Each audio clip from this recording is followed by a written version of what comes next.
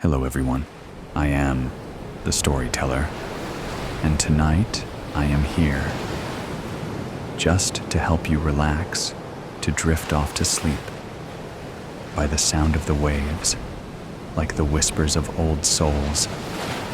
I know you have come to this video not just to hear the story, but also to find a deep, peaceful sleep. But before we begin, please gently like the video and subscribe to the channel so I can continue to tell you strange stories under the dim moonlight. Where are you from? And what time is it where you live? Just relax. Let your body relax. Put all your worries down by your pillow. Let me take you into a world of mysteries where the wind and the waves mingle, and unsolved mysteries are waiting to be told. Are you ready? Sinister Wish. Tom Williams walked into his office party, and it looked so festive. The buffet was unbelievable. It was Christmas Eve, so it was bonus time for all the employees. Tom's top 3 were in attendance. Mr. Williams, Tom, started his department chain by hand in the hills of Arkansas. Before Tom, it was only the big box stores. He broke the mold, though, and now these 3 were in control. The company put together this party to honor the 3, and everyone was dancing, drinking, and having a good time. As he looked around the room, he only saw greed, lust, and entitlement that he had created. The 3 stars of this horror are Angela Williams, president of Wilmart, and Tom's wife, Richard Buckman, Tom's vice president of Wilmart, who was also his childhood friend, and Thomas Williams, Jr., the chief financial officer of Wilmart, and Tom's oldest son. Now that we know the setting, this psycho Christmas special will have a moral somewhere inside of it. Maybe? Let's dig into the meat potatoes of it. Maybe some raw steak or a lamb or 2, ha ha ha or ho ho ho. Tom was just standing by a table near the back of the room, and he noticed a man that just walked in. He was dressed like Santa. He was probably in his 60s and skinny as a rail. He had the long white beard, but that's where the similarities between him and Santa ended. This guy smelled of booze and only had maybe 2 teeth in his mouth, probably because of drug use. He was also barefoot, and his feet were old, weathered, and cracking, and his hands weren't much better. We will call him Dirty Santa, the gift giver. He walked in and the music stopped.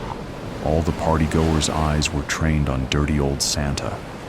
Some of them looked amused, some terrified, some disgusted. Dirty Santa had his bag of goodies, walked up to Angela, reached in and handed her 3 wrapped presents. He did the same with Richard and Thomas Jr. After he handed out all the gifts, he spoke in a deep, raspy voice. "Do not open the gifts until I tell you it's time." Dirty Santa motioned to the DJ to start the music. The party started again, but no one really moved. Dirty Santa went to the buffet and began to dig through all the food using his dirty, cracked hands, laughing, dancing, and enjoying the food. He looked like he had not eaten in a while. Screech. The music stopped, and Tom Sr. stood up. "What is going on here?" asked Tom. "It will all be explained, Mr. Williams, after all. It was your Christmas wish," said Dirty Santa. As Dirty Santa shoveled a lobster tail in his mouth, everyone's phones began to ding, except Tom Sr.'s phone. His remained silent. "Who are you? Who hired you? Why are you here?" asked Tom Sr. You will see," said Dirty Santa. Everyone was looking at their phones. They read, "Welcome to the Williams Christmas party. It's to die for. Have a great time. Merry Christmas." The festivities are about to begin, Dirty Santa yelled excitedly. We are going to play a game. The 3 people who you are here to honor will be contestants. For every answer they get correct, everyone in the room will receive $10,000. Merry Christmas. Everyone began to clap a cheer. This was going to be the best Christmas ever. They all began to chant, "Mr. Williams, hooray!" Tom Sr. decided to sit back down. Obviously, this was planned. Whoever had hired that dirty Santa was definitely getting fired. The phones dinged again, except Tom Sr.'s. They read, "Do you want to play this game?"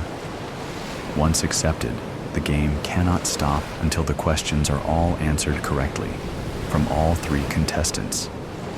Check yes or no. The vote will either start the game or end it. The timer starts now.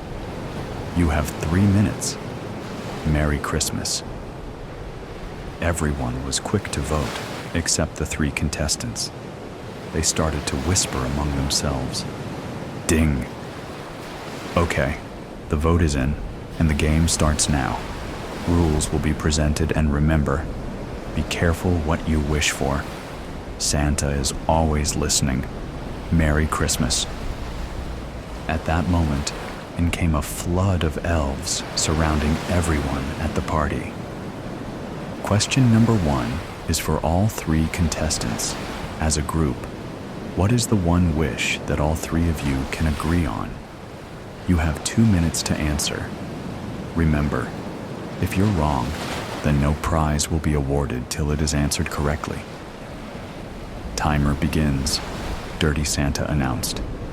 Everyone's eyes were on Angela, Richard, and Tom Jr., and they moved closer so they could hear the contestants. Angela says, "I know the answer. What is something we all want?" "Money. Lots of it." "Yes," said Richard. "Yes," said Tom Jr. They type in their answer, "Money and lots of it." Ding. "Correct," yelled Dirty Santa. "Open your gifts now, and everyone in attendance, check your accounts. Merry Christmas." Angela, Richard, and Tom Jr. opened their gifts, all keys with numbers on them. Everyone at the party starts to cheer. They are all $10,000 richer. Ding. Those keys go to safe deposit boxes with millions in cash. Merry Christmas. Now on to question number 2. Who is the one person you lust over most? Remember, answer truthfully or there will be consequences. You have 2 minutes to answer. Audience has a chance at 30,000 here. There will be 3 different answers. Merry Christmas. The party erupted. "Hooray, Mr. Williams." All 3 contestants looked nervously at each other. Richard's wife was not in attendance, nor was Tom Jr.'s girlfriend. What were their answers? Angela looked over at Tom Sr. and he sneered back at her. He knew that he was not her answer. Ding! Timer went off. Let's start with Angela. She answered, "Tom Sr., incorrect." The elves moved in and formed a tighter circle around Angela. One elf walked up with a meat cleaver, and another walked up to her with chair in a small block. They sat her down, took off her shoes and stockings, and put her foot up on the block. In one swift motion, the elf chopped off her a little toe. She began to scream, "Dang!" Now it's Richard's turn. He answered his wife, Sally. Incorrect. They moved the block now to Richard and sat him in the chair and chopped off his little toe. Dang! Finally, it's Tom Jr.'s turn. He answered Judy, his girlfriend. Incorrect. They moved the chair to Tom Jr. He tried to fight, and more elves came to hold him down. Tom Sr. stood up, and 4 elves forced him back into his chair also. Tom Jr.'s yells echoed as they chopped off his baby toe. Let's try question number 2 again. This time be truthful. Bad news, audience. Your reward drops $2,500 every time they answer incorrectly. Time resets to 2 minutes. What happened next, I could not predict. I had no idea the level that humanity would lower itself to until now. We shall continue. Boo! The guy in the back of the crowd yelled. Richard, we all know you're screwing Tom's wife. Other guests continued to yell too. Tell the elves the truth. We want our money. Tell them the truth. Everyone knows that Tom Jr. is gay. Ding! No answers, contestants? The elves raised their meat cleavers again, taking another toe from each contestant. Now the crowd is really getting upset. Tell the truth now. We have all lost 15,000. You suck. I will take more than a toe, said another guest. Well, it seems the partygoers already know the answers. Now you have 2 minutes to try again, and remember, you only have 8 toes left, and then we move to other body parts. Merry Christmas. The elves handed the contestants their phones as they frantically typed. The crowd was really becoming vocal. Tell the truth, scumbags. I hope they kill you. We want our money. Tom Sr. looked out, and all started to make sense now. He knew all of what was going on with Angela, Richard, and Tom Jr. His wish, though, was very evil. Had it really come true? Ding. We have our answers. Angela first. Richard Bachman, correct. Open your gift. Guests, check your accounts. Merry Christmas. The room erupted. Everyone was $5,000 richer now. Angela went to open her box. It was larger than the others' boxes. As soon as she opened it, she began to vomit. It was Sally's severed head, Richard Bachman's wife. Ding! Richard's turn. Angela Williams, correct. Open your gift. Guests, check your accounts. Merry Christmas. The room was on fire, another $5,000 in their accounts. Everyone was back to drinking and partying again. Richard went to open his gift. It was his wife, Sally's ring finger, with her wedding band still on it. Ding. We are on a roll. Tom Jr.'s turn. Jimmy from the mail room. Correct. Now open your gifts and guests check your accounts. Merry Christmas. Now this party was really exploding. Kind of intriguing how the contestants have become the spectators and the guests became the stars of this party. Tom opened his gift. It was a picture of his girlfriend fucking the neighbor. Ding. Now for the final question of the game. This question will have a bonus of an extra $10,000 attached if the contestants answer correctly the first time. Timer set at 2 minutes. Question: have you ever killed anyone, and who? Merry Christmas. Okay. Now this was insane. How could they know what they were all thinking? How could anyone know their dark, sinister secrets? Was he real? They couldn't tell or they would go to prison. The crowd was shouting again. I had no idea the level this crowd was going to go for money. The timer was winding down. Will they tell the truth or not? The crowd was chanting, "Tell the truth." If you lie, I'll kill you myself. You are all scumbags. Ding. First up is Angela, and her answer is yes. Correct. $10,000 to every guest. Now, Angela, who did you kill? Your mother-in-law. Correct. An extra $10,000 to all the guests. Now, Angela, open your last gift. Guests, check your accounts. Merry Christmas. Now the room was silent, except for Tom Sr. You didn't. How could you? How could you kill my mother? Cried Tom Sr. Kill her, murderer. Chop off her head, the crowd chanted. With shaky hands, she opened her last gift. It was the bottle of pills she put in her mother-in-law's drink at Thanksgiving. No one suspected an overdose. It was just assumed she died of natural causes at her age. Ding. Richard's turn. He answered, yes, correct. $10,000 to all guests, and now for the bonus, who did you kill? He answered, Timothy. Correct. Another 10,000 for everyone. Now open your last gift.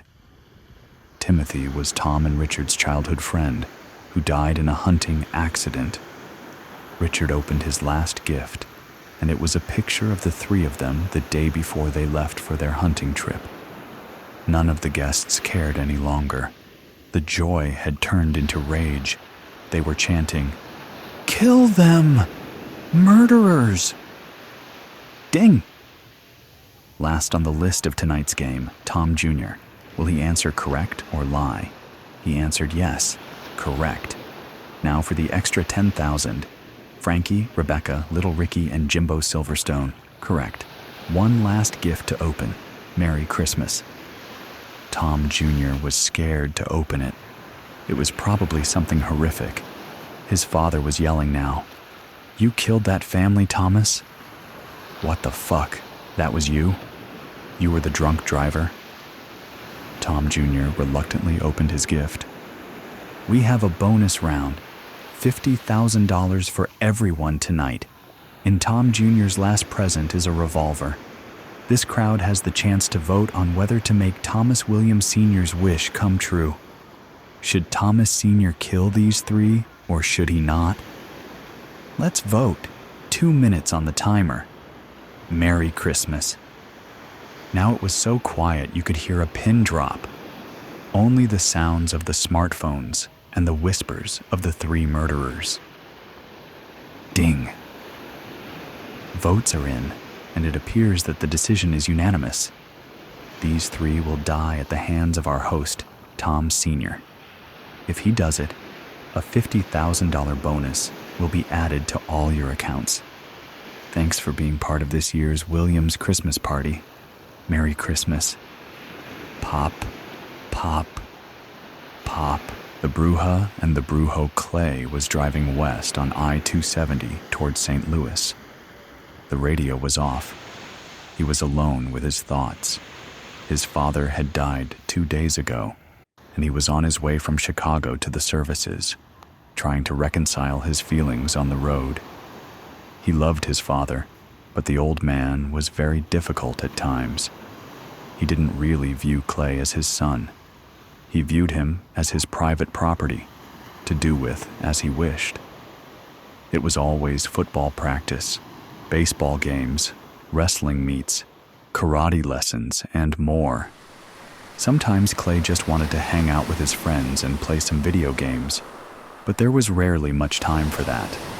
His father spent 22 years in the U.S. Marine Corps. The red light behind the gas gauge lit up. He meant to stop and fuel up an hour ago, but he was lost in thought. Now he was in the middle of nowhere, and who knew where the closest gas station might be? Hopefully something would come up soon. He stopped thinking about his father as this practical concern overrode all else until it was resolved. He saw an exit sign ahead, Snaretown Road. Some little burg out here in the sticks, but there was a faded blue sign showing the standard highway gas station symbol. He exhaled and took the exit. At the end of the off-ramp, he saw nothing but empty road running off to the left, but to his right, he could see what looked like a small village about a mile down the road. He turned in that direction. When he reached it, he realized that you couldn't really call it a village. It consisted of just 3 blocks of commercial space. Most locations were unoccupied, he noticed, with a small grid of houses just behind on either side of the road. There couldn't be more than a few hundred people living there in total. He saw the gas station up ahead on the right and pulled in. Fuck. The gas station was closed, yellow tape around all of the pumps. It looked like it had been closed for years. Why didn't they take that sign down on the highway exit? He didn't know if he could make it to the next gas station, wherever that was, with what was left in the tank. There was a convenience market attached to the gas station, and the lights were off inside. But the door opened, and 2 men came out. They were somewhere in their 50s, or maybe earlier 60s, and they were dressed alike in thick plaid shirts, denim jeans and brown boots. They waved to Clay and approached his car with friendly smiles. Clay rolled down his window. "Hey there. What can we do you for?" Was there a nervous cast to their smiles? "I just pulled off I-270 for gas, but it looks like I'm out of luck here. Do you know where I can find the closest station?" The two men began responding at the same time, but then one deferred to the other. "Yes, sir. You want to just turn right back around the way you came, and if you continue west on the 270, you'll see an exit for, Williams Village Road, just a few miles down, and they've got a couple of stations there. Good luck to you now." They just stared at him awkwardly, and Clay thanked them and pulled out of the gas station back towards the highway, praying he could make it to Williams Village Road. The needle was right on E. He didn't remember the drive from the highway exit to that little village being so far, but he could not even see the interstate from where he was. He also didn't pass through any other towns or villages when he turned off onto Snaretown Road, but now he saw one up ahead. Just a little 3-block main street surrounded by some homes. When he arrived there, he saw the same vacant gas station with the yellow tape around the pumps, the place he just drove away from less than 5 minutes earlier. He tapped the brakes, and when he saw the two men standing there in their plaid shirts, he pulled in again and rolled down his window. The nervous smiles were gone. Now they just looked nervous, their faces somewhat ashen. The one who had provided the directions to Williams Village Road spoke up. "Hey there, partner. Did you get turned around or something?" He looked around. Clay had a very strange feeling in his gut. Not a good feeling. "I don't think so. I headed right back down this road towards the highway. I don't know how it could have possibly happened." The two men looked at each other briefly. "Well, there's a sneaky turnoff down there that basically loops you back around to here. I'm sure that's what probably happened. You wouldn't be the first. Tell you what, why don't you just make a right turn out of here and stay straight on this road until you reach the 270, and then you just hop on the westbound ramp. You'll be down there at Williams Village Road in no time." After a moment, he nervously added, "Go on now. Good luck." He looked around, and Clay thanked him and followed the directions, which were entirely uncomplicated. Once again, he followed the road back to the interstate, and once again, he drove for a few minutes and arrived back in that same small town with the defunct old gas station. The two men in plaid shirts were still standing there by the pumps, staring in his direction. Clay tapped the brakes and pulled in. This time, he killed the engine and stepped out. "Guys, what's going on here?" They stared at each other with grave expressions for a moment, and the one who had done all the talking so far continued to do so. He crossed his arms over his chest and looked down at the pavement. "Well, fella, I'm afraid we have some bad news for you. And you're not going to believe it when I tell it to you now. But eventually, I'm afraid you will know that it's all true." He paused and took a deep breath. Clay's heart started beating harder. The man pointed up to some low wooded hills just beyond the patchwork of homes that made up the little village. "So, for as long as anyone around here can remember, there has been an old house up there in them woods that was home to an old woman and an old man. They came here from somewhere just outside of Mexico City many years ago. They lived way down in Chiapas before that. Old as they were, they lived on as other folks born. Well, after them lived long lives and passed away. The old woman and the old man just kept carrying on. They didn't come down to the village here often, but when they did come down, they always looked a little older, but somehow they were still carrying on." He paused and looked at his partner in plaid. "Charlie, You want to take over here? You can probably tell it better than I can. The other man cleared his throat. Yeah, sure. So, as Marty was just saying, the old woman and the old man who lived in that old ramshackle house up there in the hills didn't come down here to the village too often. They didn't have to. Now, here's where you're gonna stop believing any of this. But it's true. They didn't have to come down here to the village because if they needed anything, they had a pair of twin gray wolves, and they would just send them down. Those two would get whatever they needed. They would just walk into a store, pull the items that were needed off the shelves, and then growl viciously at someone in the store. They didn't care who, until they packed up all those items and followed those wolves back to the old house up there in the hills. Charlie paused to gauge Clay's reaction to this. Normally, Clay would dismiss this sort of fairy tale stuff instantly, but his head was still spinning from what had just happened when he tried to drive back to the interstate, so he continued to listen, wondering where this was all going. Well, sometimes the old woman and the old man did come down to the village. When the weather was nice and when the 4th of July fireworks were in flight, they were sometimes seen walking slowly together, hand in hand. The locals who lived here for a while all called them the Bruja, her, and the Brujo, him. I don't know how that started. It's just what people called them. Maybe they introduced themselves that way at some time. Anyway, one long summer day many years ago, no one can say just how many, they came down into the village.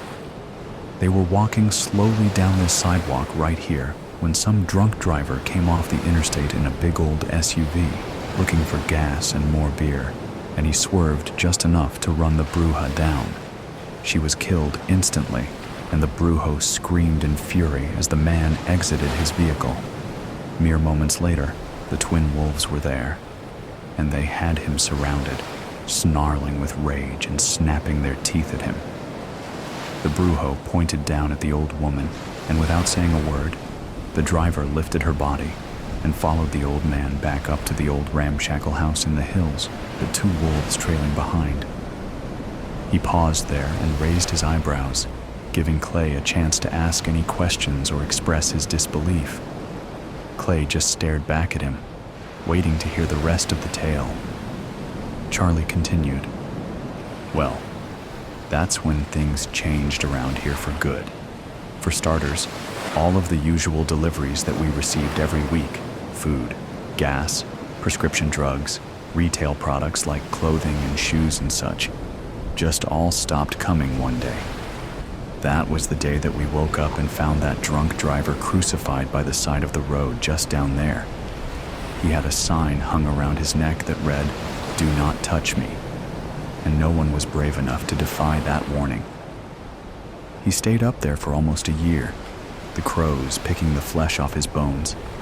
And then one day, there was a storm, and the crucifix was blown down. You can still see the remains of his bones in the tall grass over there. Anyway, after that, no one could leave. There were 188 people living here at that time. Any time that any one of us attempted to drive down towards the interstate and away from Snaretown Road, we ended up right back here, just like you did.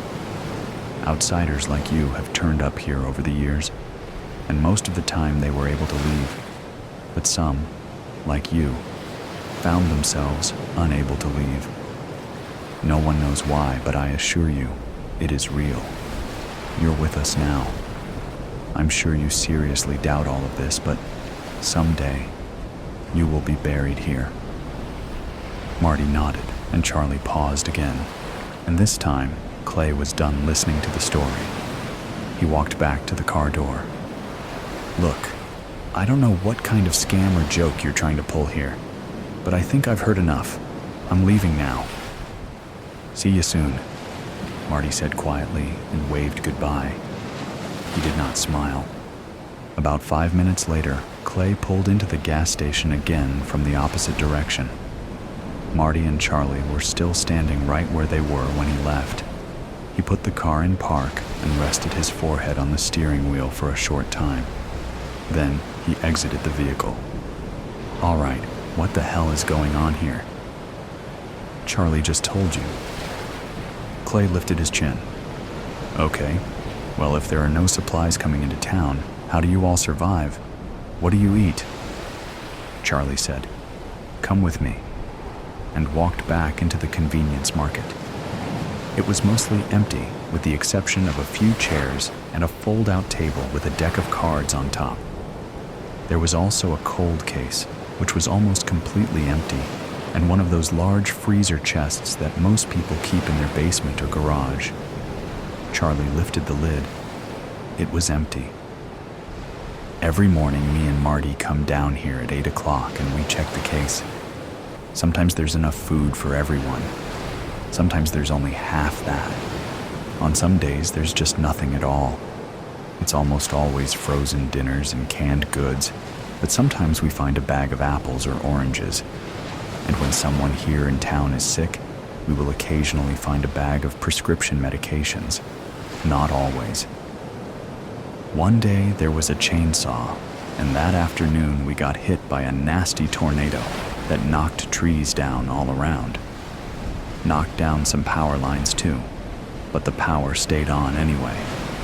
We lost our phone lines, cellular signal, and internet connections when it all started, but for some reason the lights have stayed on and the plumbing still works. We just can't reach the outside world. No one knows why, and no one is willing to speak with the Brujo about it. He almost never comes down to the village anymore. When he does, he is always flanked by those 2 gray wolves. Clay tried to process all of it. The initial instinct of his rational mind was to call bullshit on the whole thing. But he also knew what had just happened each time he attempted to leave the village. He needed air. He stepped outside and leaned against the fender of his car, parked by the dead gas pumps. Charlie and Marty stayed inside and spoke to one another for a little while, and then they walked out and rejoined Clay. "I'm sorry, partner. I didn't catch your name." Clay introduced himself. "Well, Clay, we have lost many of our older neighbors over the years, and not too many new ones have arrived to replace them. The last one before you was Jimmy Gillis from Kansas City, and that was over 4 years ago. As a result, we have quite a few unoccupied houses where we can set you up." Charlie looked at Marty and said, "I'm thinking Benny McCabe's place would do nicely. It's small, but he and his brother did a lot of remodeling work before it all started, and it's still in very good shape." Marty nodded. "Sure. Come on, Clay. It's just down the block here. You can leave your car there for now. It will be fine. Not that you'll ever need it again." Neither of the older men chuckled at this. It was not intended to be a joke. Clay was just trying to make sense of it all as he followed them down the block to the house. He definitely hadn't given up hope of leaving here as soon as possible, but he didn't have a plan. He needed time to think. The house would give him some time to do this on his own. Charlie and Marty showed Clay around the single-story 2-bedroom home. It was nice enough. And afterwards, they walked around the little village for a while and introduced him to some of his new neighbors. Everyone was nice, but everyone was also just off in one way or another. They all seemed a bit haunted, a bit broken, and that was right there on the surface. You couldn't miss it. Afterwards, Clay pulled his car down the block and parked it in front of his temporary new residence. He pulled his suitcase from the trunk and brought it inside. Marty came by with a frozen pizza and 2 cans of soda for his dinner. That night, lying in bed, Clay never even came close to finding sleep. He stared up into the darkness and contemplated his situation, his reality. The more he thought about it, the less he believed it. He was educated and not given to belief in the supernatural. This had to be some kind of trick or illusion. He couldn't understand the purpose, but he didn't want to find out too late that he had been trapped into some weird sacrificial cult or something like that. As the hours went by, he became more and more sure of his conviction that this was not real. He thought about the half-mad people he had met while walking the neighborhood with Charlie and Marty that evening. He had no desire to remain here another second. There had to be a way out. And this story about the Bruja and the Brujo, it was all just too much to accept. This was crazy. He had to be at his father's funeral. He had to get there somehow. He decided to leave. He got up and packed his things back into the suitcase and walked out to the front door. When he opened it, a pair of very large twin gray wolves sat there on the porch, perfectly still except for their yellow eyes. He recoiled instinctively and took a step back. The wolves let out a low growl simultaneously, but remained still. Clay slowly shut the front door to his new home and went back to bed. He would not be at his father's funeral. He knew that now. He wasn't going anywhere. Bob Barker and the price of cookies. If Bob Barker was dead, he apparently was making the most of it. Bev checked the date on the magazine, guessing this bundle of BLTNs had gathered dust on some post office loading dock until some chuckleheaded awoke from their civil service coma. November 2024. She angrily brushed the white hair from her eyes as the early November winds buffeted the mailbox bank, then located the mailing label that cheapened the high-tone, heavy matte cover. Bev's old stylist had been a pretentious little bee with a stack of thick, chic, hoity-town and countries in the waiting area, hoping to attract a classier clientele to her shitty little dump of a shop next to the campus Domino's that smelled perpetually of pepperoni and perms. Upshot was, somebody was going to have to get their hot goss at the Gas End Gulp or the Great Clips like a normal peon this month. Thanks. Beverly L. Tryon, 107 Oakline Drive, Millington, Illinois. Bev blinked and re-examined the other two cover boys. She was pretty sure Jimmy Buffett had sailed off into the sunset not too far back. Her hairball ex would have held a 3-day wake for the man if he hadn't already cracked his parrot head 3 Februaries back on his way from the VFW to the Moose after the last of the vets cut him off. The Legion already had turned off the spigot, and Lend canned the VA shrink halfway into intake, opting instead for his former wife's counsel to grow a set and just get over yourself. The third didn't ring a bell with Bev. Dimly familiar old black guy who sported at least a 5-pack, and who might have been handsome if, well, you know. Whoever he was jamming out on some unnaturally white beach with the purportedly late Price is Right host and the patron saint of every midlife mess who'd ever dropped the mortgage on a PT Cruiser. By the way, apparently not J.D. Power's top pick for surviving a collision with anything much larger than a pop-top. She read on. Come on down. The 3 Bs rock their second anniversary with Ritas and Rhythm in Paradise. Bob Barker raises the curtain on his mega canine rescue and personal crusade against poverty, while Jimmy Buffett and Harry Belafonte share their greatest hit island recipes, including the greatest cheeseburger this side of paradise. Bev frowned as a dead maple cottonwood cyclone teased her varicose ankles. She didn't care for Bob's new tarnished silver mane, and the alto sax was certainly a new one on her. Buffett wailed on his Martin guitar, part of a treasury of parrot head trivia she'd inherited along with the deed to a charred cube of Cruiser. Belafonte, she now recalled from the piece-of-shit Beetlejuice movie her daughter had dragged her to after the divorce. Only good part of the idiotic, blasphemous thing, though now she recalled that when he wasn't slapping the bongos, Harry was a major troublemaker, one of those. I thought he was dead. Bev heard her own cervical pop as she whipped irritably around to find 109 craning over her shoulder. Though she'd ascertained ownership, Bev hugged the slippery magazine protectively to her chest. If I could just... The maddeningly tall, old busybody next door mumbled as she attempted to reach around Bev's compact girth. Bev leapt back, and the amazing 6-foot woman scooped an impossible stack of catalogs and political flyers from inside her narrow Ace Hardware box. Bev suspected she was a libtard. She kept a patch of weeds and hay between their houses with a sign about how she was a friend of the butterflies. The city wouldn't do anything about it. Must be some kind of marketing campaign, 109 chirped, extracting her own sleek BLTN from the pile. What do you think that stands for? Probably like AARP, but I got that Saturday. Huh, addressed to me. Weird. Maybe the O people sold my name to a mailing list. Bev's jaw tightened. Her neighbor tapped her ET forefinger on the mailing label. See that in the corner? 1/7. 7 freebies to lure us in, then the sales pitch. God, I thought Belafonte was dead.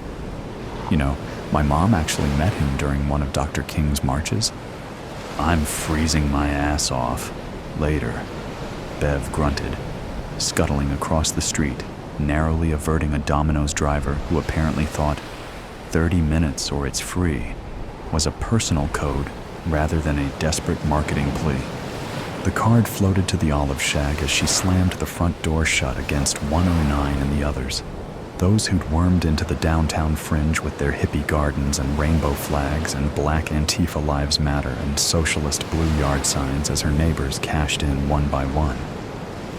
Steadying herself on the doorframe, Bev bent painfully to scrape the cream-colored card from the filth and fibers. This subscription is a very special gift from Aileen. We hope you'll enjoy our thoughtfully curated articles, Bev snorted, and that truly BLTN enriches your understanding and perhaps even your life.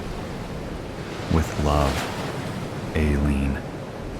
Christ, Bev breathed, dropping into the threadbare Thomas recliner Len had neglected to include in the prenup. Aileen. There was a cousin Eileen on Dad's side, and 2 count 'em Ellens. One a little cunt on the Millington High cheer squad who'd made her senior year a nightmare. The other a bigger cunt of a cousin on Len's roster who she hadn't seen since her ex's 40th. Bev studied the 4x6, logo-embossed card. She realized the signature was handwritten. That itself seemed hinky. The magazine had slipped between cushion and arm, and Bev cursed as she worked it free and flipped open the stiff cover. Barker stood, arms crossed, in an improbably green field under an impossibly blue sky, surrounded by seemingly thousands of people each holding a dog.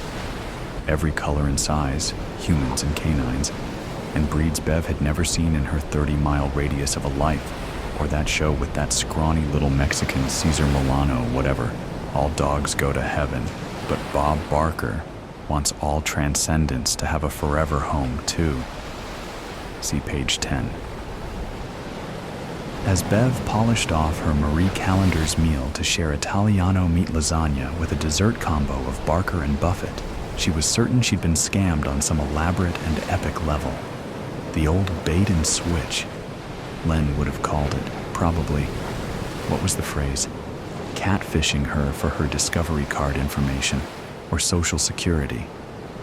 Bev's old pal, Wikipedia, had confirmed Barker had died in August 2023, 1 cent short of 100 of the Alzheimer's. Unless they'd discovered some miracle cure for dementia and rigor mortis, Bev suspected somebody with a computer had deep-faked up the entire photo spread like they had at the Capitol back in 2021. Buffett had nibbled his last sponge cake about a month after Barker'd cashed in, and Belafonte's ticker'd kicked out in April the same year. Bev read on, forsaking NCIS and then NCIS and so on, to peruse Kirstie Alley and Olivia Newton-John's favorite John Travolta films, Not What You'd Think. Laternu Hura Lady's new stage production of something called A Raisin in the Sun, and a selection of Tom Clancy's latest poetry. The new Harper Lee and Raymond Chandler novels were coming out, and Roger Ebert reviewed Robin Williams' upcoming comedy. Throughout were more references to transcendence, something called shepherding that appeared to be some kind of Big Brothers, Big Sisters deal for adults, and other weirdo jargon with a Scientology-type vibe. By 10:30, Bev had bypassed the crossword for a last-page nightcap called BLTN Bites. At first, she recognized none of the 8 mugshots lined up along the bottom of the inside back page, and she fumbled her Walgreens cheaters on to see just what this shit was all about. I'd sacrificed my creativity for what I thought were family responsibilities when I actually had surrendered what I loved for family expectations. Now, I sacrifice nothing. Tina H. Shepherding has opened the doors that kept me in darkness as a husband and father. Sergio F. As I help heal tortured and guilty souls, the cries of the camps finally have begun to fade. Gerhard W. I'd tried to treat my wartime nightmares with liquor and marriage, except I was only chasing poison with poison and a toxic relationship. Leonard T. Bev paused at that last, scrutinized the accompanying thumbnail, a beaming, tanned, mustached man who appeared to have lost a good 40 pounds and a network of broken capillaries. Len seemed to be smiling up at her, not in contempt but with an infuriatingly pitying joy. Bev frisbeed the magazine across the living room. The second edition was in the mailbox Friday, slumming with the Miles Kimball / Harriet Carter catalogs and Subway and Arby's coupons. Doris Day, Grace Kelly, Janet Leigh, and big-boobed Kim Novak adorned the cover this time, sharing a jumbo bucket of popcorn under a theater screen filled with a doughy, inscrutable face. "We too!" the blood-red headline screamed.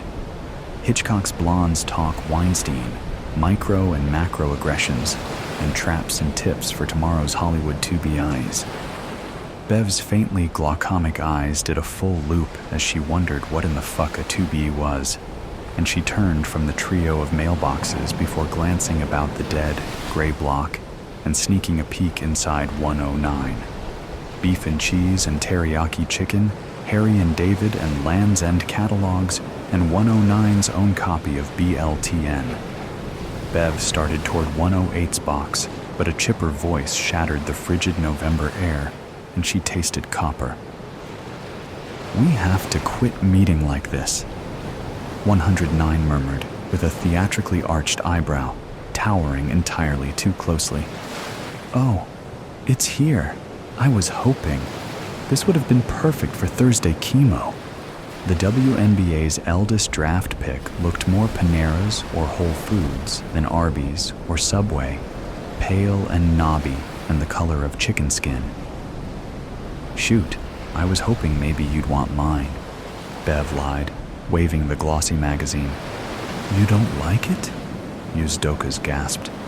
"I find it so affirming. You know everybody in there's dead, right?" "Everybody," Bev echoed. "Sick. I mean, what's the deal? Is this some kind of, what do they call it, cyber scam?" They don't have a website, I checked, so not really cyber. And if this is a scam, it's an awful expensive one, don't you think? Did you notice there are no ads, no information about subscribing? How do they pay for this whole production? You know what I think maybe this is about?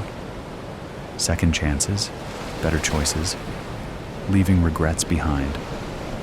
You know what performance art is, right? I think maybe this is like performance journalism.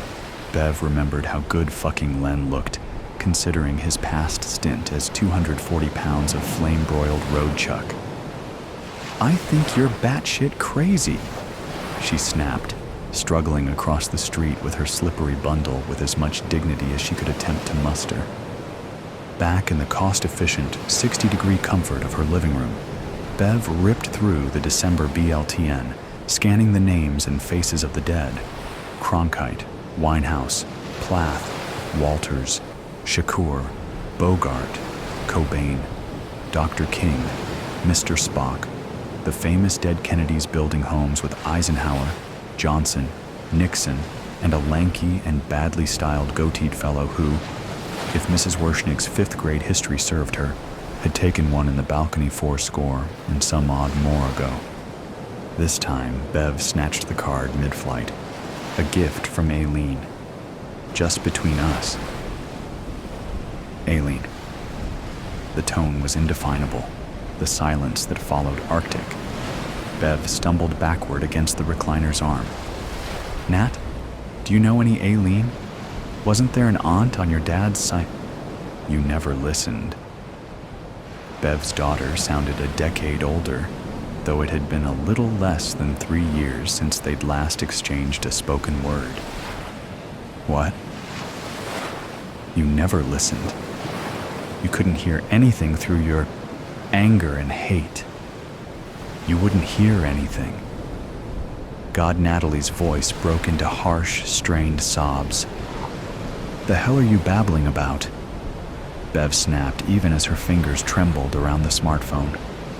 Of course, it was us too. We wouldn't hear it. Him. Her. Oh, fuck. We thought we were the victims. We were the ones in pain. But you. Fucking you.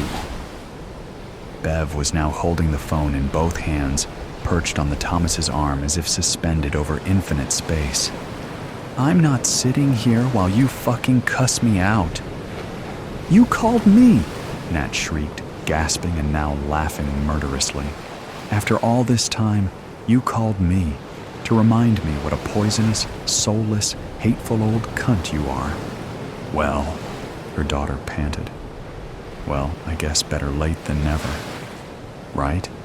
Right? The phone slipped from Bev's arthritic fingers as she fell back into the cushion, veined legs kicking, folded and trapped on her back like a tortoise wearing its carapace beneath the skin. Nat's unearthly rage and madness crackled somewhere in the deep green pile below, a blaze her mother was powerless to extinguish. Just between us. Before the evil took hold of him, it was their little joke. One more thumbprint cookie, an extra slice of Kroger cake or Baker's Square French silk before Mom scooped him up for supper. A reminiscence or chuckle her woke daughter would never have tolerated. We'll keep this our little secret, just between us. When Aiden finally confided in Grandma, he turned it against her, and she wasn't going to be extorted by a spoiled, sick 13-year-old. After it all began, after Aiden began spewing insanity, his vile inner thoughts and whinings, after the wheedling and fits and the pervert libtard shrink, and the constant trips to Chicago, and the financial realizations that threatened Paula's college, and the public displays and declarations, and finally the family's exile from holidays and even communications, the cookies and cake and the secrets had halted. When Bev herself banned the boy from her home, spitting his adopted pronouns back in his face, he'd called blubbering from one of his freak friends' phones to keep her from immediately ghosting him. He was alone. Dad would no longer speak to him. Mom had told him he was a selfish brat who'd made them outcasts. Aunt Nena'd told Mom, on speaker no less, that she couldn't have the girls exposed to such depravity, and the church in which Nat, Paula, and Aiden all had been christened had written to revoke God's blessing on the deity's behalf. Grandma, just between us, I kind of feel more and more like just killing myself. Bev also had received a Dear John, Luke, Matthew, Mark from the Second Millington Church of Jesus, though not from quite so far up the chain and merely punching her ticket to Tuesday night prayer and gossip and the coveted holiday potluck chairmanship.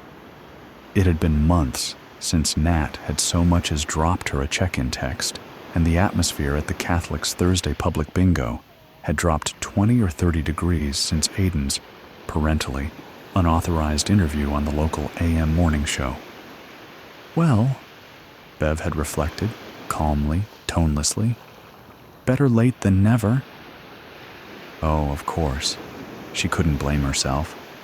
Like the literal drama queen Aidan had become demanding his true self, he didn't have, nor, as Bev had quipped, any longer had the stones to face the humiliation he'd brought down on his family, on his grandma. She had nothing to torture herself over.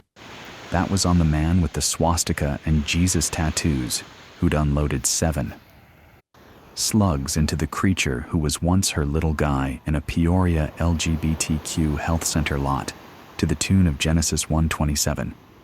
Number it was the betrayal. Bev raged as she thrashed ineffectually to free herself from this final posthumous revenge, the effort sending jolts of pain up her left arm. He'd broken their pact, the little bastard. Or bitch. Finally, a young feminine voice pierced the growing fog. Bev blinked up at a figure perhaps not as lovely as Aidan had been handsome, but somehow far stronger. Better late than never, I guess. Miss? She'd been halfway down 107's weedy walk when she turned beaming to the gaunt, middle-aged woman gripping the porch rail next door, as if she were awaiting the first life raft. The long, frail neighbor woman was smiling uncertainly back, apologetic concern in her deeply sunken eyes. "Hello," the girl greeted in a rather low but somehow comforting tone. Instead of holding her stance in annoyed indecision or briskly crossing the scrubby turf between them to expedite the encounter, the young woman continued down the walk and took the sidewalk to 109.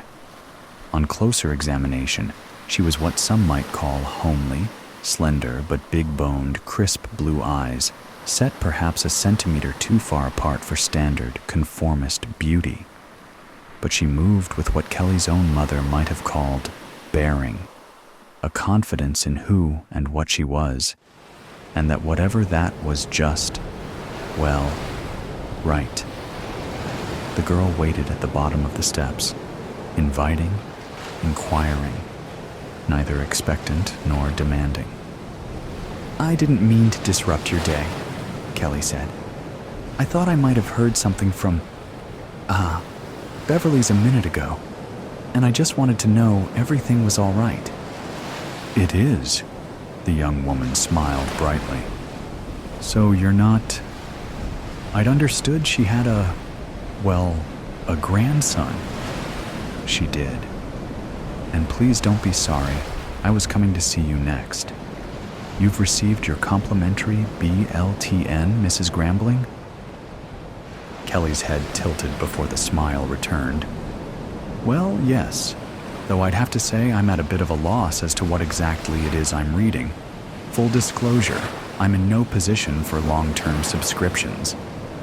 The girl looked to the sky with a grin. "I guess, if I had to say, we're about second chances, better choices, leaving all regrets behind. Options. I'm kinda out of those." Kelly sighed. "Mrs. Grambling, do you have a minute to discuss options?" "I guess I have that. And please, Kelly." Aileen, insatiable darkness. Not the kind that comes when you close your eyes. This is something else. Heavy, dense, like the world's been erased. It's pressing down, sinking through me. I can't breathe, can I? My chest should be moving, doing something. I don't know why I expect that. Then, something else. A noise. No, not a noise. A memory. "I love you, babe." A woman's voice, warm, laughing. I can almost feel her next to me, see her face, smell her perfume, something like freshly peeled oranges. Gone. Just like that. I try to hold on to it, but it slips away like smoke. Something aches where the memory was, filling empty spaces, like something lost. Am I lost? No, I'm here. Here in the dark. here in the earth pressing in on all sides. It is cold, deep in my bones, in my flesh. No, it's wrong. I feel something slipping, a part of myself loosening, unraveling, sinking into the dark. I try to reach for it, to grab hold of me, but it's fading fast, sinking below the surface like a drowning man. I tell myself, I'm still here, I'm still someone, but it feels like a lie. Why can't I move? I try to lift an arm, a hand, anything, but everything's sluggish. My fingers claw at nothing, something below, above, heavy, settled. I should be moving. I should be. Then it hits me, clear and sharp, like a broken bone. I'm dead. I'm dead. I don't breathe. My chest is still cold, rotting. A surge of panic hits, a sensation I didn't know I could still feel. I close my eyes, or maybe they were already closed, and try to piece together bits of memory clinging to me. A bright day, a laughing face, a small sticky hand in mine. Gone. Gone before I can feel it. The weight around me presses harder like the ground itself is claiming me, holding me down. I don't know how I know, but I know I shouldn't be here. Shouldn't be this. I should be someone else. Happy birthday. Her voice echoed through me, through the dark. I don't know who she is, but the words cut through me, raw. I remember her laughing, brushing a stray hair behind her ear, her eyes catching the light in that way that always made me stop and stare. She'd squeeze my hand and whisper, "You're my forever." The words are faint now, slipping away, but the warmth of them lingers, enough to hurt. I claw at the darkness. I don't mean to. I don't have to. My fingers curl through the dirt, tearing, dragging myself upward. My hands pull, dig, until I feel the damp, cold earth under my nails, grinding against bone. The part of me that still thinks cringes.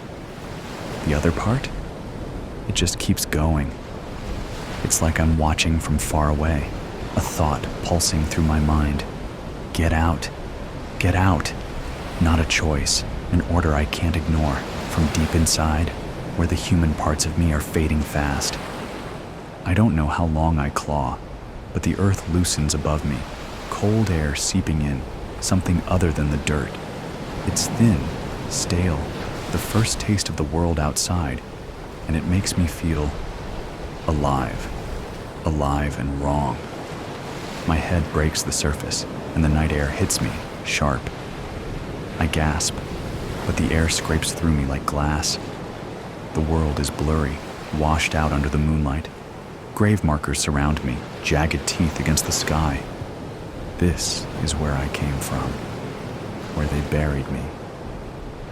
I'm a corpse, crawling out of my own grave. The thought jolts, but it's distant, almost faint, like something I heard once and already forgot. Then that hunger, the one buried under memories, under voices, stirs, an ache deep in what's left of me, stronger than anything else. I push forward, not thinking, just moving, pulled by instinct, by the urge rising, undeniable. I'm dead. I'm broken. But I need something. I can't stop.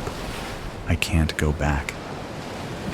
The first thing I see, really see, under the sickly cast of the moon, is my hand, if you can call it that. It's a mess of sagging skin stretched over bone, torn in places, bits of muscle clinging to knobby joints, fingers twisted and rigid, blackened nails caked with dirt and something else I don't want to name.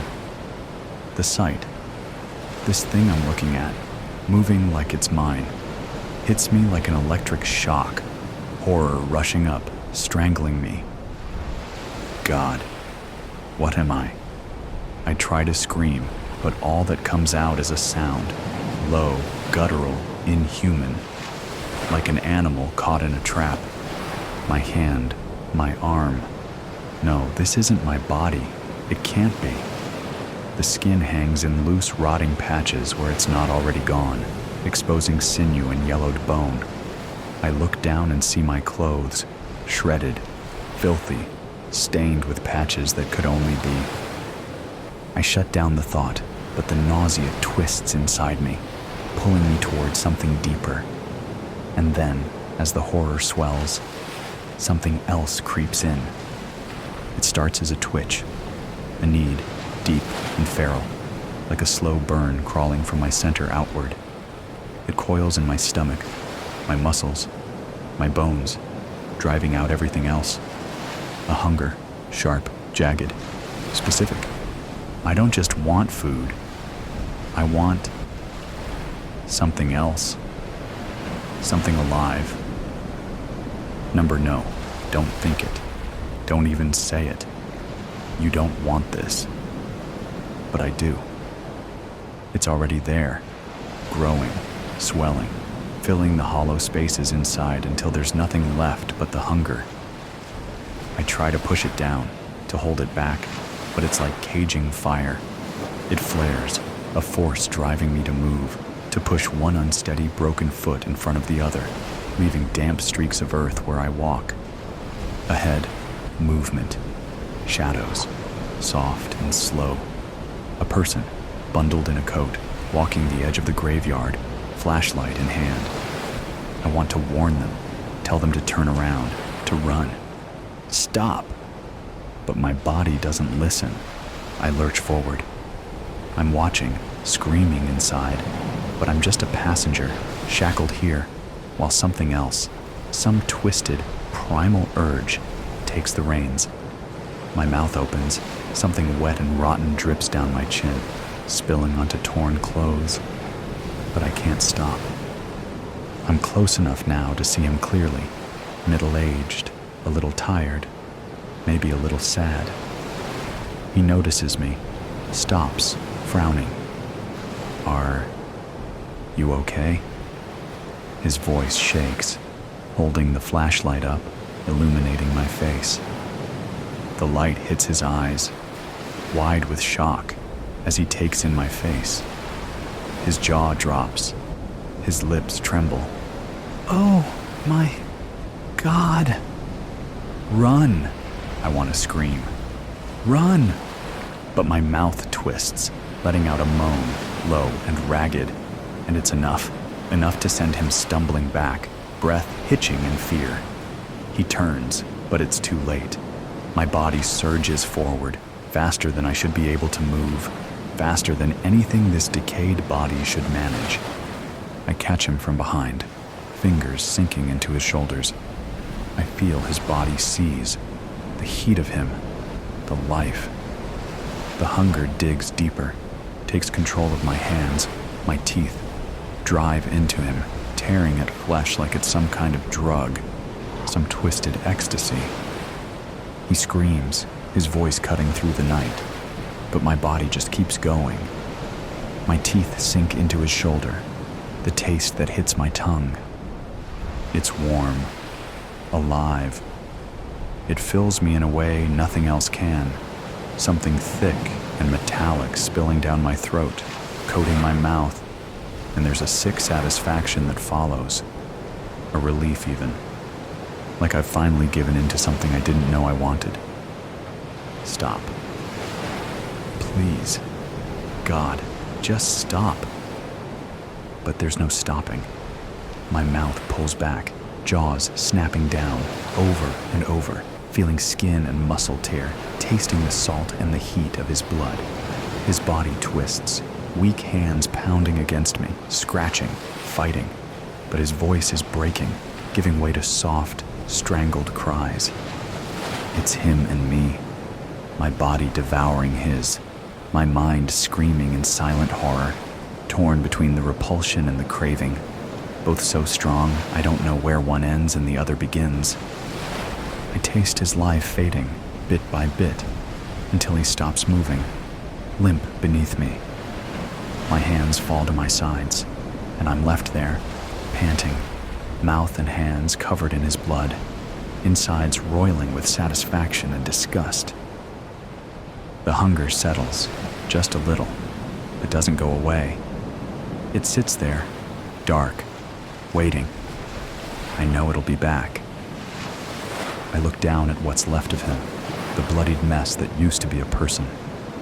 Pieces of him are scattered around me, stained on my clothes, smeared on my hands, and I feel nothing. Not horror, not revulsion, just emptiness. Number. That's not right. There's something else, something worse. I feel good, sated. A part of me is horrified by this, revolted. But that part feels so far away, drowned by the darkness. The hunger whispering again, like an old friend, like a promise. I don't know what I am anymore, but I know what I'll do. When the hunger comes back, I'll follow. There's blood on my hands, dark, drying, almost black in the moonlight. It stains the shredded skin, sinking into the folds and cracks as if it belongs there.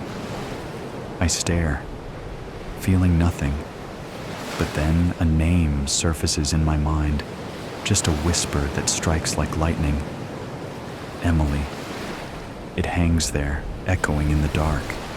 A face appears, flickers, blurs, her eyes dark and warm, framed by wavy brown hair. I almost feel her, the laugh that carries through time. She's saying something to me, but her voice is faint as if drowned. I love you. The statement hits me, and with it, shame, thick and heavy, curling around the hunger. And there's a weight pressing on my chest, suffocating, even though I know I can't breathe. Guilt claws through the numbness, pulling her words up from wherever I tried to bury them. But it's gone, leaving only emptiness. My head pounds, trying to piece together fragments of who I was. The flashes come and go, sharper, harder to bear. The kitchen table, a family dinner, laughter, the smell of coffee, her voice as she hums, my wife, her hand on my face, the love so clear I could cry. Then it's gone, and I'm left alone in silence. The hunger stirs again, gnawing through the warmth of memory. Another face flickers into view. A child, a little girl, with a gap-toothed smile, clutching a worn teddy bear, her eyes full of trust. My daughter. I'm holding her hand somewhere bright, laughter filling the air.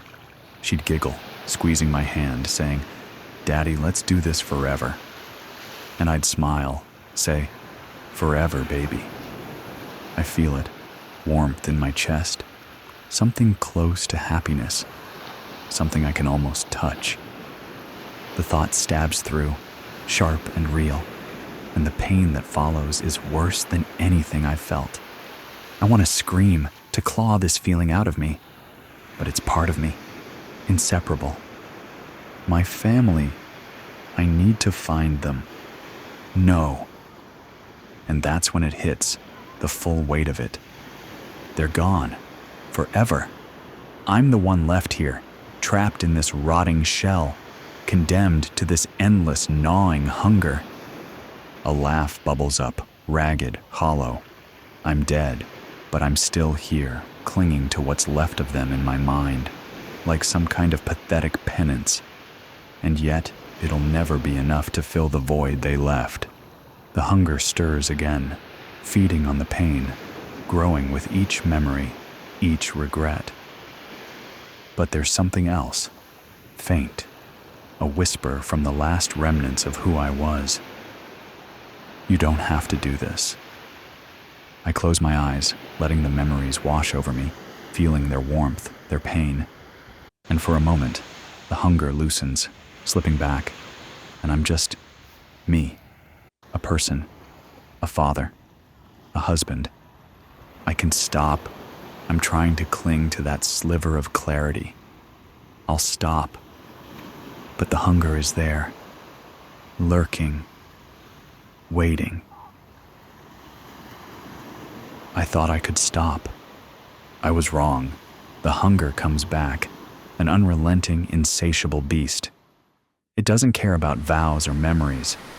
It rises, drowning every thought, every last shred of who I was. All I know is the hunger, expanding, filling me like rot spreading through flesh. I stumble forward, dragging my feet each step closer to the living. A faint glow of streetlights in the distance pulls me, and even as I scream in my mind to turn back, it's too late. My body isn't listening. A man steps out of a car, his whistling dying the second he catches sight of me. For a heartbeat, there's confusion in his eyes, just a flicker of disbelief, but I'm close enough to feel the warmth radiating off him. Run, I think, but he doesn't get a chance. My hands dig into his shoulders, nails scraping bone. He tries to pull back, but I clamp down my teeth, shredding through his skin. Hot blood gushes into my mouth. It's metallic and raw, filling me with a sick, animalistic thrill. He's screaming, a primal sound that echoes through the night, but it only fuels my hunger. My teeth grind deeper, ripping flesh, crunching tendon. His warm blood splatters hot and sticky over my hands, down my chin. No, no.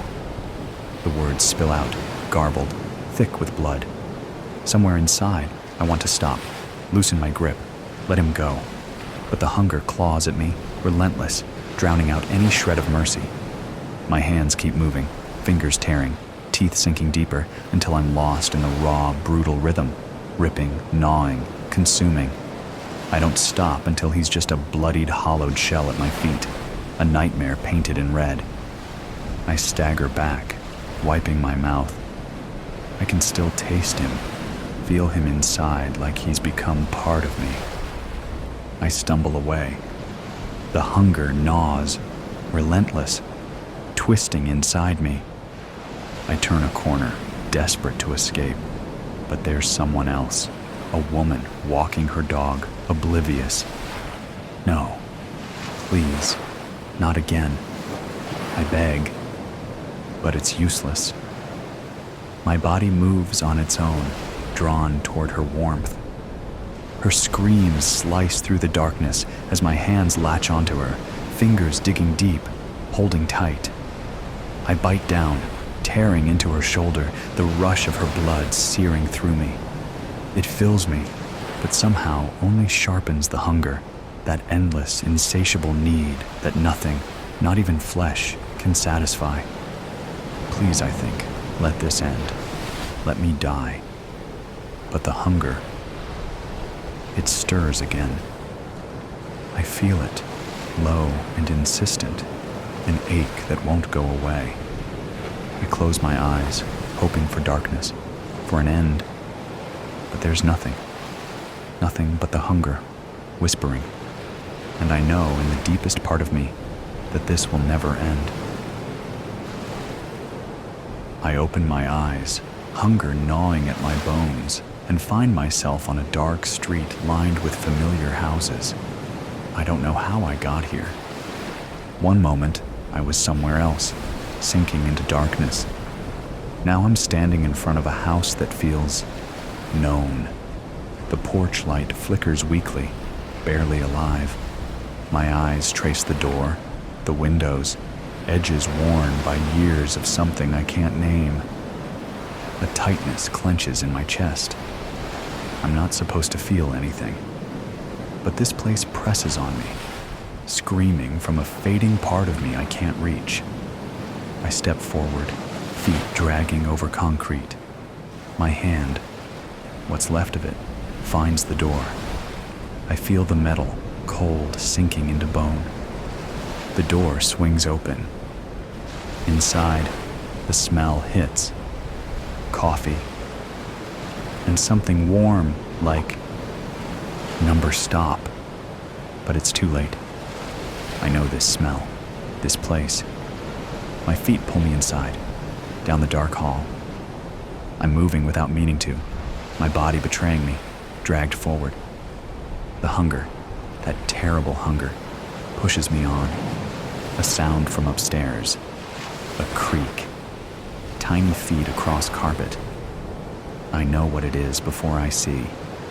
The hunger digs in, twisting me, urging me up the stairs.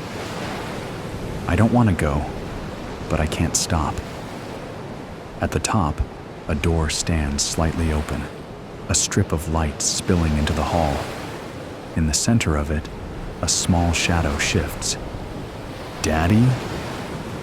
The word hangs in the air. Her voice, fragile, like a whisper wrapped in cotton. I try to say her name, to warn her, but all that comes out is a low, guttural growl. Her eyes widen. She steps back, dropping her teddy bear on the floor. Her lips tremble. Daddy? Her face blurs, twisting, fading. But there's something else, a flicker, faint, buried in what's left of me. Love. It's small, fragile, breaking through the cracks, just for a heartbeat. Her name is there, soft and warm. I remember her tiny hand in mine, her laughter, the way she'd look up at me with those trusting eyes, the way she'd curl up against me, safe, warm. I know I would do anything to protect her, anything to keep her safe. But then it's gone, snuffed out as the hunger roars up, an endless gnawing void swallowing everything I was, everything I am, shredding the last scraps of me, chewing up memories, swallowing every last trace of who I was. What's left of me drowns, dragged down, a stone sinking in a black sea. All I hear is the beat of her heart, pulsing warm in the silence. Run. Please, baby, run. But I lurch forward, teeth bared, hands reaching. The hunger takes over. I am gone,